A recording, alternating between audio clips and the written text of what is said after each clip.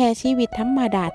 ที่มีอิสระอยากเฮ็ดหยังก็ได้เฮ็ดบ่อยากเฮ็ดหยังก็บ่ต้องเฮ็ดชีวิตที่บ่ต้องคอยรับคำสั่งหรือว่าเฮ็ดตามคำสั่งของไผมันเคยเป็นสิ่งที่เฮาต้องการแต่ตอนนี้เฮาก็ได้มันมาแล้วได้ใช้ชีวิตธรรมดาที่มันเป็นอิสระเฮ็ดตามความคิดแล้วก็ความสุขของเจ้าของแต่เฮาก็บ่ได้บอกว่าสิ่งที่เฮาคิดนี่มันถูกต้อง 100% จริงแล้วมันบ่มีผิดบ่มีถูกมันอยู่ที่ความพอใจของแต่ละคนความสุขของแต่ละคนมันบ่คือกันแค่เฮาสิบอกว่าเฮามีความสุขกับชีวิตแบบนี้แค่นั้นเองแค่ต้องการใช้ชีวิตอิสระในพื้นที่ของเจ้าของเฮ็ดหยังก็ได้เฮ็ดบ้านหลังน้อยๆอบอุ่นเป็นเซฟโซนมีรายได้เล็กๆน้อยๆที่มันเพียงพอกับค่าใช้จ่ายหมายถึงว่าอยากซื้ออยากกินหยังก็สามารถซื้อได้โดยที่บ่ต้องคิดหลายว่าถ้าซื้อแล้วเงินสิพอใช้บ่แบบสามารถซื้อได้เลยโดยที่บ่ต้องกังวลแค่นี้เลยที่เป็นความสุขของเฮาถึงพยายามสร้างตัวตนถึงสิเป็นตัวตนน้อยๆในโลกโซเชียลก็ขอให้มีพื้นที่ให้เฮาได้สร้างรายได้ก็เป็นแค่คนหนึ่งที่อยากมีรายได้จากความสุขความมักของเจ้าของ